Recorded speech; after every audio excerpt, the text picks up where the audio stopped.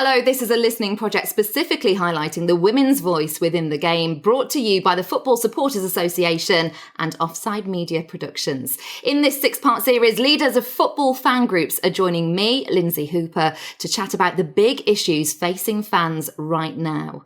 Today's episode is all about safety at games, and joining me is Rachel Martin, who's co-chair of Spurs Supporters Trust, Simon Duke, secretary of the Fulham Supporters Trust, and Tracy Brown, chair of Chelsea Pride. So let's get right into this and start with the 2021 FSA Women's at the Match survey results. I wanted to highlight a couple of things that were found that I saw at the recent AGM. So 1 in 5 women received unwanted physical attention at men's football matches. That's more than doubled since 2014.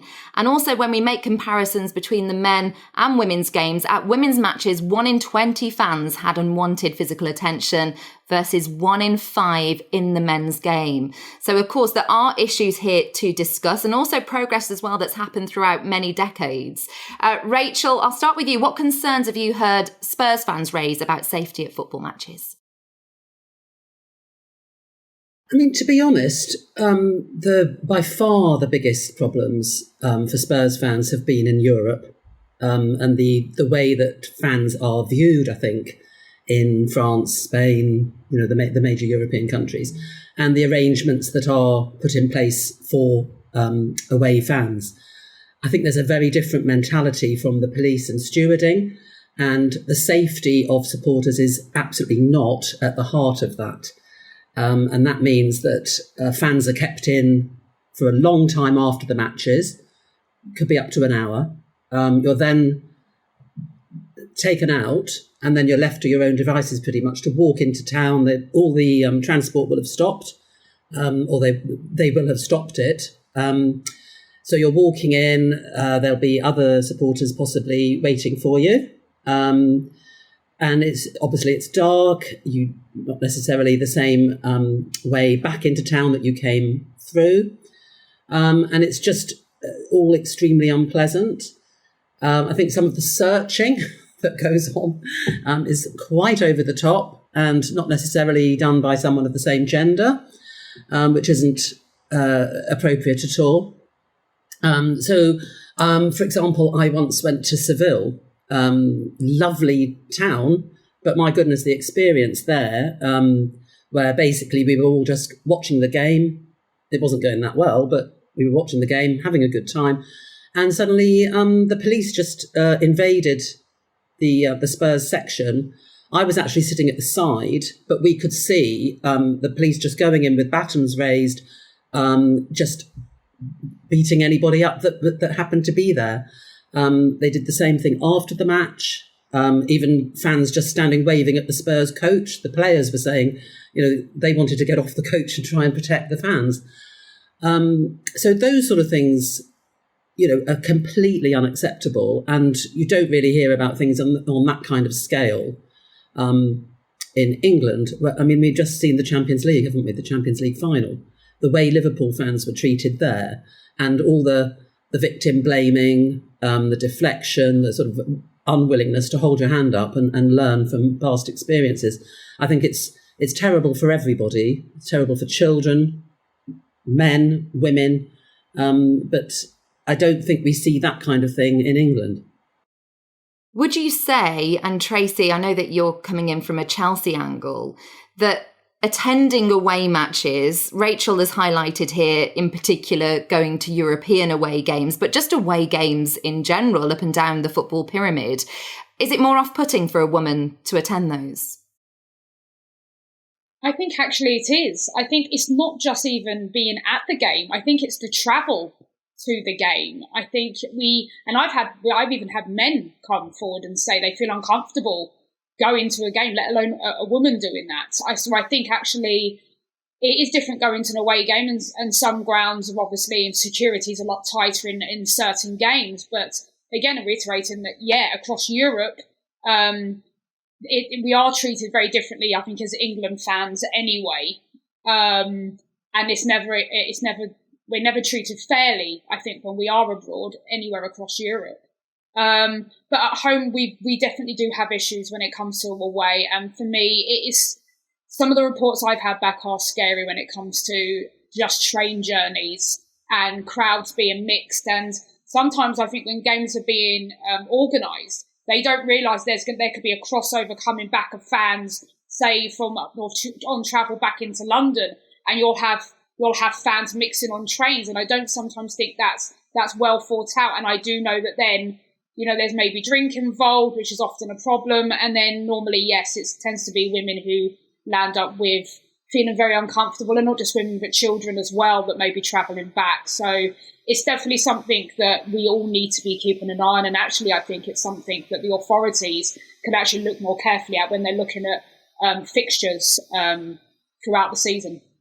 Another thing that the clubs, because of the way that the television companies move fixture dates, so they often miss their deadlines. They change them. In fact, one of ours was changed twice. And it's just not on.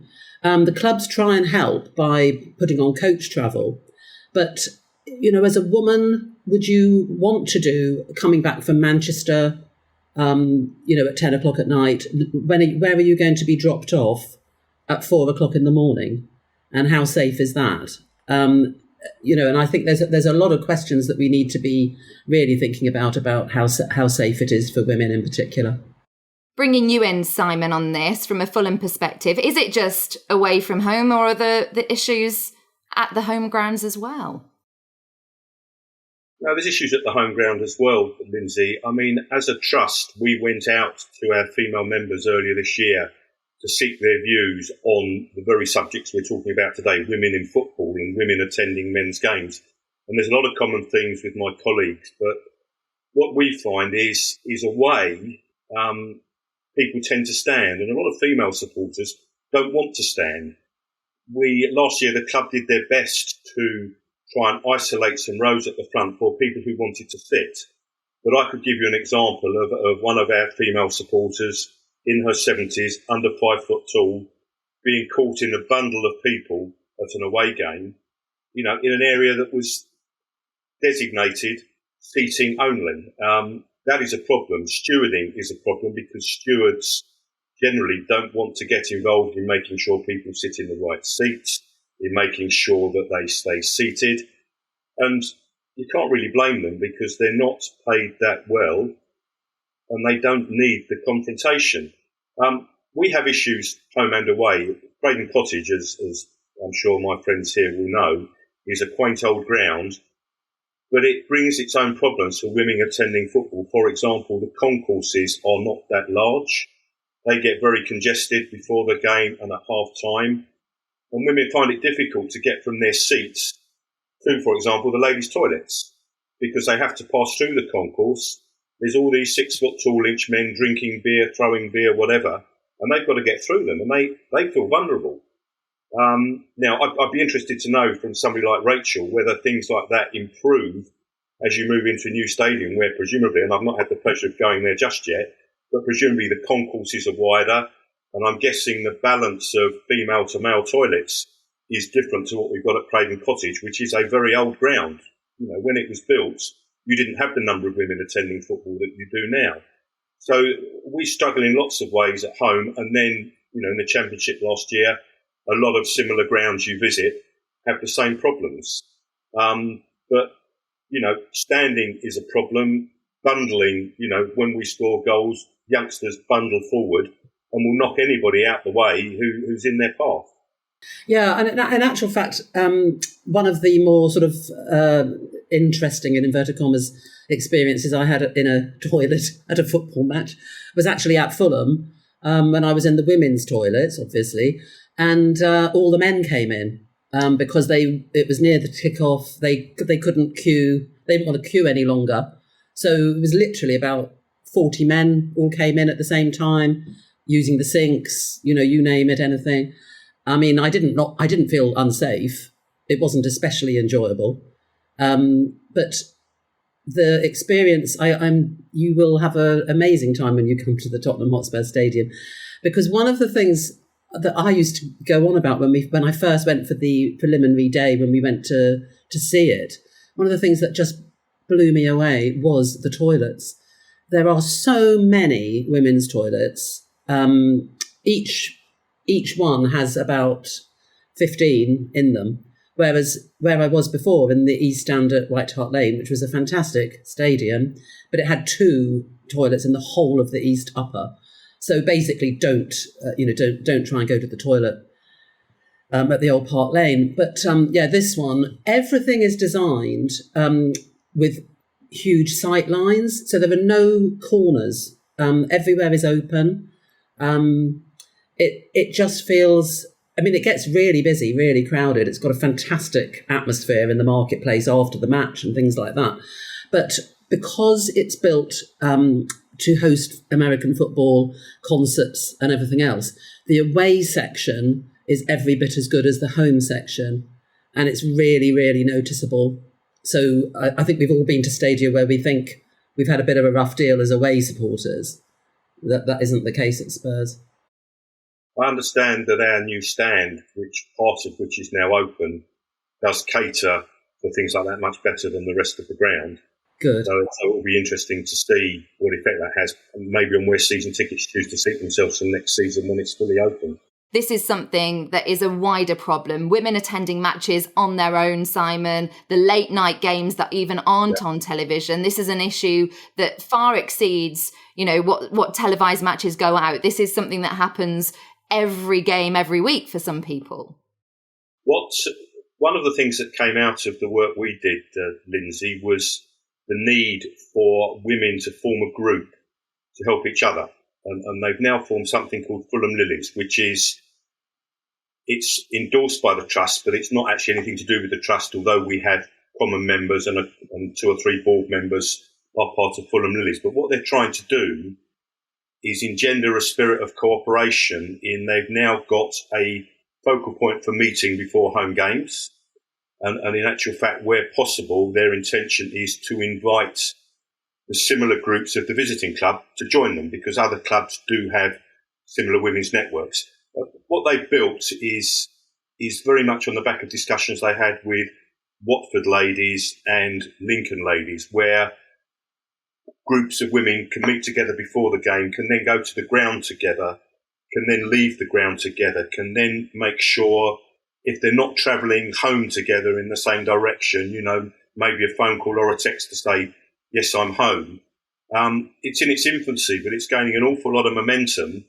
And I think it's addressing some of these issues we're talking about that are outside the ground. Me and a couple of people from the Chelsea Women Supporters Group actually are working together behind the scenes right now in looking at ways that we can make football at Chelsea, be it at the men's and the women's, safer for women as a whole. And it's something that we're continuously looking at and working on. And it is vitally important that we get more women in stadium. And the only way we can do that is by making it safer to do so. Traveling late back, I do tend to travel back on my own. Why, Tracy? Why are you looking into that? Because have you had reports? Have you heard things from fans that have shocked you? Because I know as well, you've obviously got the LGBTQ plus experience to add into this as well. Yeah, I mean, we have had reports. I've had problems myself within Stamford Bridge, unfortunately, a while back from one of my own fans who was actually causing problems and giving me abuse, actually. Drink was involved as always, but again, I was getting abuse because I'm a woman at a ground, and then when I said, can you stop, I was told I shouldn't even be at the ground because I shouldn't be at football, I should be in the kitchen. And unfortunately you do still get that even now. I think what it is we want to actually raise the importance of actually making football diverse for everybody, inclusive for everybody, and football should be for everyone. On the back of the Women's Euros, we want to see more women going, I want to be at football. So we need to make it more accommodating for women and families to come and do so.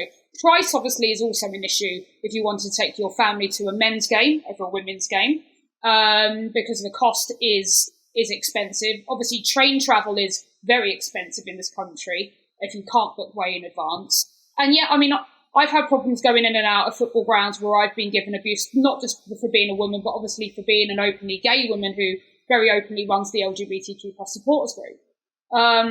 And we just need to work through those issues. It's horrible having someone come to you and say, I've been abused by 3 or 4 guys while waiting for a train to get into a football ground. And they were picking on me because of how I looked and why I was at the football and being sort of macho and aggressive. No one should have to face that at football. Actually, in society, a woman should be able to happily stand on a train platform waiting and not get abused at all. It's something that we'll consistently work with our club with, as well as everyone else will with their clubs. And it's important that we keep conversations open with the FSA, Kick It Out, all of the different organisations out there who want to see, the football as a whole be much more inclusive to everybody. And that's what we will continue to try and do.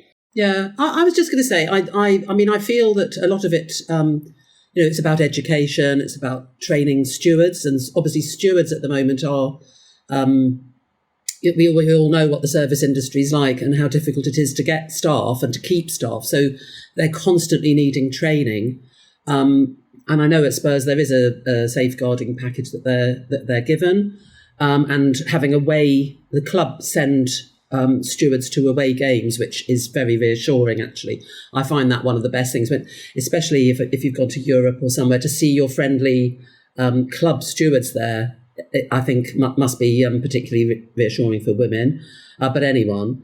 But yeah, basically, for me, having been, I've been going to matches since I was about 12, I think, so a long time, and it has changed beyond all recognition for the better. It used to be so toxic. I actually got mugged on my first game that I ever went to, which wasn't at Spurs, it was at Southampton, by one of the away supporters, and I'd just gone to see George Best. Whenever I used to go to games at Spurs, you had to wear trousers. You couldn't be in a squash anywhere. It was you were just assaulted pretty much every game, even queuing up to get a drink. Everywhere, it was just sort of fair game, and there were no systems for reporting things. It never even crossed my mind to report it. It was just kind of what happened. So you wore appropriate clothing and kept with your dad.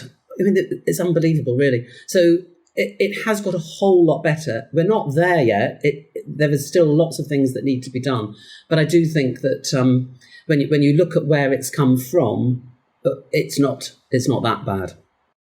So let's get some final thoughts from each of you then. And Rachel, as you just ended there, let's come back to you first with possible solutions that you would like to see just generally in the game. You might have a different thought to Simon, for instance, who's working at a very much an older ground with Fulham. So you've got these wide open concourses. It might not be as commonplace, but by having this new stadium, you certainly have more fans in there than Simon's got at Fulham. So that's, exacerbating the problem potentially. There are things being reported. There are these text systems now as well where people can report via text anonymously. Is there anything more in your experience that you'd like to see? Well, I think I'd like to see more transparency in what actually happens when you send the texts. We'd love to see the actual figures, how many are made, what is done when those texts are sent, and how well are people supported when they've made those texts. Because what you don't want is for somebody to report, let's say, homophobic abuse. A steward comes, it's absolutely blatantly obvious who has made that report, and then everyone turns on them and they're sitting there in their season ticket seat. Why would, it's really terrible. And I think just generally more training. I would like to see specifically trained stewards to be able to deal with concerns that women have. So that would really understand the impact of abuse and threatening behaviour on women. I think every club should have some. Simon? Stewarding is an issue. We find with stewards at Fulham, there's a very high turnover. You don't always have the same steward 2 games running. The club do encourage supporters, and we encourage our members, if there is any trouble, to take a note of the seat number where said individual was sitting, be that abuse, violence, or indeed an away supporter sitting in a home seat. The club want to know. You're right, Rachel, they don't always tell you what they do about it, but I'm assured where appropriate action is taken. I mean, away supporters in home seats is a big, big issue at Fulham. And it doesn't matter how hard the club work on selling tickets only to season ticket holders, to members or people with a previous booking history, they still find their way into other hands. You come out of Putney Bridge Station when we're at home to Liverpool and there's touts there wanting to buy or wanting to sell you tickets. But for me, the big catalyst for change is education of your supporter base. I was talking to some of our women members over the weekend and they were saying that, you know, you find now if you're trying to get across the concourse and it's crowded, one gentleman in a group of 6 will say, come on guys, out the way, let these ladies through.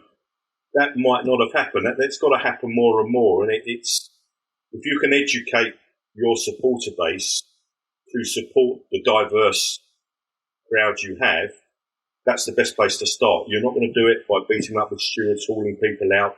It's education and getting people to accept the diverse mix of the average attendance at a football game. That's what will drive the change.